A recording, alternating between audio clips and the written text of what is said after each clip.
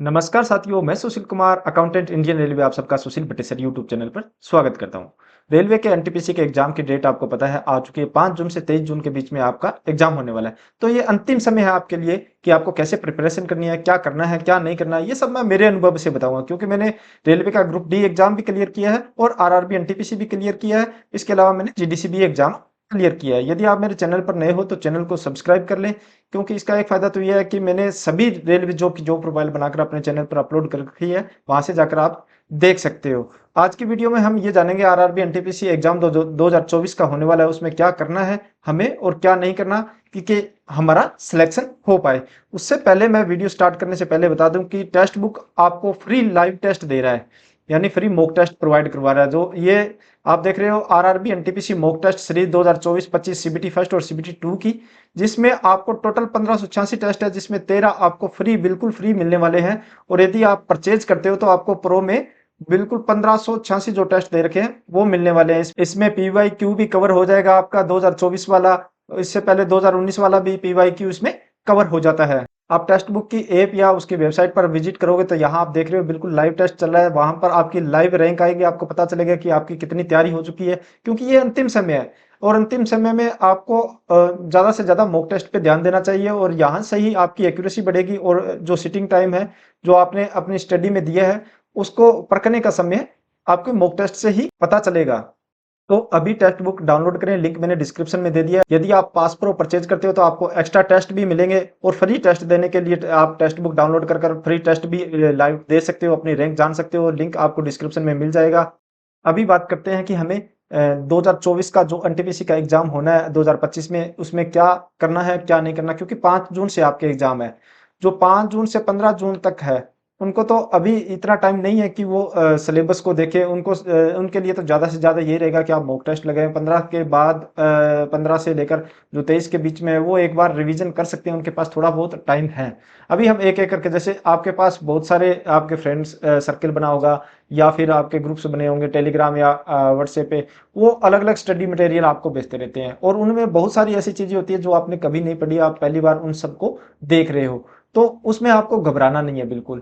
जो नहीं है आपके पास टाइम है तो पढ़ो, नहीं तो उसको छोड़ दो। जितना पढ़ा है उसको आप रिपीट करना है। तो ये टेलीग्राम और व्हाट्सएप ग्रुप से जो भी आपके पास मटेरियल आ रहा है, नए वाले में आपको बिल्कुल नहीं घबराना। यदि आपने पहले पढ़ा है तो पूरे कॉन्फिडेंस से उसे सही करने की कोशिश करें, ज़्यादा टाइम इसमें नहीं देना। जैसे इसी की बात कर रहा था मैं, ये पीडीएफ वगैरह आती रहती है तो इस पर ज़्यादा आपको ध्यान नहीं देना है। और आपका जितना सिलेबस कवर हो गया, आपने 70% कर लिया, 90% कर लिया, 80% कर लिया, उसी पे फोकस कीजिए। अब आप जल्दबाजी करोगे तो आप पीछे वाला भी भूल जाओगे।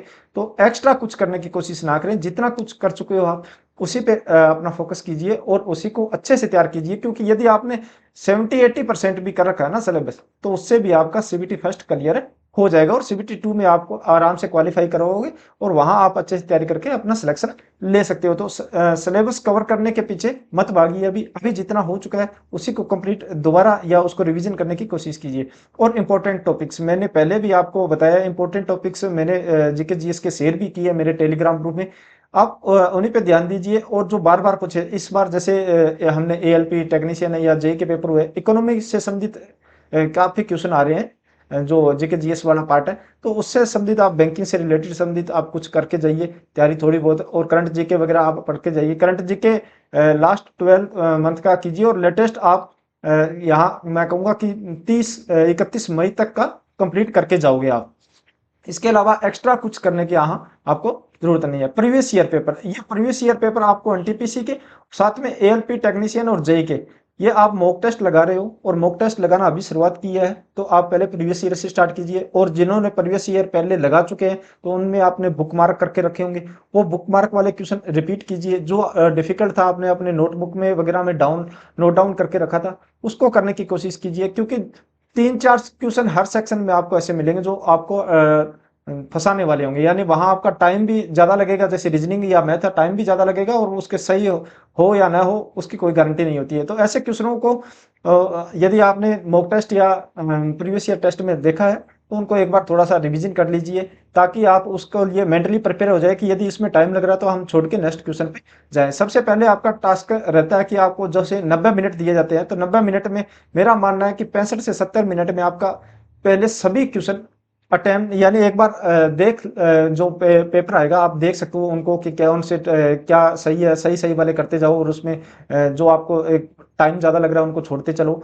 तो 60-70 मिनट में पहले 100 क्वेश्चन हो जाना चाहिए। बाद में जो टाइम आपके पास 20 मिनट बच गया, उसमें आप थोड़ा एक बार रिवीजन कर लीजिए कि कोई कोई गलत ऑप्शन तो टिक नहीं हो गया जल्दबाजी में, और जो आपके रह गए थे जिसमें आपको लग रहा था कि टाइम ज़्यादा लग रहा है, वो क्वेश्चन आप करने की कोशिश कीजिए। अभी जो आपने सेल्फ नोट्स बनाए, ये यहाँ पे स्पेलिंग मिस्टेक होगी, सेल्फ नोट्स बनाए थे वो सबसे ज़्यादा इंपॉर्टेंट है। यानी टॉपिक वाइज आपने बनाए होंगे जब आपने पढ़ाई की है, तो उनको थोड़ा रीड करने की ज़्यादा कोशिश कीजिए कि उनको कवर कीजिए। ये ना हो कि वो आपके डायरी में लिखे रह जाए और आपका एग्जाम हो जाए। कोशिश कीजिए कि उनको एक बार रिवीजन जरूर करें। सबसे ज़्यादा इंपॉर्टेंट है कि अब बिल्कुल शांत रहने का समय है। आप इधर उधर भागोगे या ज़्यादा से ज़्यादा मटेरियल इकट्ठा करोगे, पीडीएफ इकट्ठा करोगे, वीडियोज इकट्ठा करोगे, तो आप एग्जाम क्लियर करने में आपको दिक्कत हो सकती है। इससे बढ़िया आपने जितना किया है उसको बिल्कुल शांति से रिवीजन कीजिए और अपने मन को शांत रखने की कोशिश कीजिए। ज़्यादा मैं कहूँगा मॉक टेस्ट पे ध्यान दीजिए। अभी नए सिलेबस की तरफ मत मत भागिए, मॉक टेस्ट लगाइए, जहाँ से भी लगाओ आप अपने मॉक टेस्ट लगाओ। पेपर लगाओ डेली, एक प्रीवियस ईयर एक मॉक टेस्ट। यदि आप दिन में 2 टेस्ट और उसको एनालाइज करने, यानी 90-90 180 मिनट ये हो गए, और 180 मिनट ही आपको एनालाइज करना है, तो यदि इतना समय दे रहे हो तो सफिशिएंट है और आराम से आप इसमें क्वालिफाई कर पाओगे। घबराना बिल्कुल नहीं है, अपने आप को शांत रखिए, तो ये सब आप कवर करते चलिए, आराम से सिलेक्शन होगा। अभी आप के पास टाइम है, जिसका 5 जून को एग्जाम है, फर्स्ट डे ही एग्जाम है, बिल्कुल शांत होके, क्योंकि फर्स्ट से बिल्कुल रेलवे ऐसा नहीं है कि बिल्कुल हार्ड देगा आपको, बिल्कुल मॉडरेट टाइप आपको पेपर देखने को मिलेगा, धीरे धीरे थोड़ा सा लेवल बढ़ता जाएगा। और ये भी नहीं है कि लास्ट पेपर तक बहुत ज्यादा लेवल बढ़ जाएगा, ऐसा नहीं है, मॉडरेट ही रहता है लेवल। घबराने वाली बात नहीं है। यदि आपने पहले तैयारी कर रखी है तो आप बिल्कुल शांत रहकर अपने आप को मॉक टेस्ट में लगाइए। पहली बार आप दे रहे हो तो पहली बार सिर्फ ये देखिए कि आपने जितना सिलेबस कवर किया है उसको रिवीजन कीजिए। रिवीजन करने के बाद आप उसके मॉक टेस्ट लगाने की कोशिश कीजिए और शांत रहें। और जितनी हो सके एक्यूरेसी के साथ, आप यदि 100 में से 60 प्लस जा रहे हो, तो आप कैटेगरी के अकॉर्डिंग मैं बताऊंगा, अलग अलग कैटेगरी होती है, ओबीसी, एससी, एसटी, उसके अलग अलग कट ऑफ जाती है। मगर कह रहा हूं कि 60 प्लस अभी आ रहा है, तो आप अभी 5 से 10 दिनों में 60 से 70 तक ले जा सकते हो। और यदि 70 से 80 के बीच में आ गया तो सीबीटी फर्स्ट में आपका आराम से क्वालिफाई हो जाएगा सीबीटी 2 के लिए। अब अलग अलग जोन की अलग अलग थोड़ी बहुत प्लस माइनस 5-6 आपकी मेरिट रह सकती है, उसके बारे में तो मैं नहीं कह सकता। बाकी ये मेन मेन इंपॉर्टेंट बातें होती है जो लास्ट में जाके आपको हड़बड़ाहट में पैदा करती है।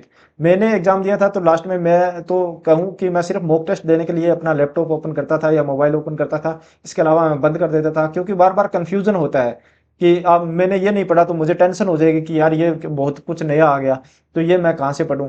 तो इसलिए मैं यही कहूंगा कि नया कुछ करने की ट्राई मत कीजिए, अभी जो किया है उसी पे आप अपना पूरा ध्यान लगाइए, उसी को रिवीजन कीजिए, तभी आप आराम से क्लियर कर पाओगे। मैंने एनटीपीसी का एग्जाम दिया, ग्रुप डी का दिया, जीडीसी का दिया, सभी एग्जाम इसी से आराम से इसी स्ट्रेटजी से पास होते हैं। इसके अलावा भी काफ़ी बहुत सारी बातें रह जाती है कि करंट जीके आपको डेली कितना पढ़ना है, कैसे पढ़ना है, तो वो आप इतनी दिनों से तैयारी कर रहे हो, 5 से 6 महीने से तैयारी कर रहे हो, तो आपको पता है कि कैसे क्या करना है, वो मैं बताऊंगा नहीं।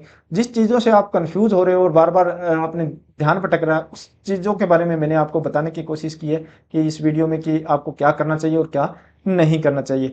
तो यह वीडियो आपको कैसी लगी, अच्छी लगी हो तो लाइक करें, दोस्तों के साथ शेयर करें। इसके अलावा मुझे टेलीग्राम या इंस्टाग्राम पर भी फॉलो कर सकते हो, जिसका लिंक मैं डिस्क्रिप्शन में दे दूंगा। वीडियो में अभी तक बने हो तो चैनल को सब्सक्राइब कर ले। मिलते हैं नई जानकारी के साथ नई वीडियो में। धन्यवाद।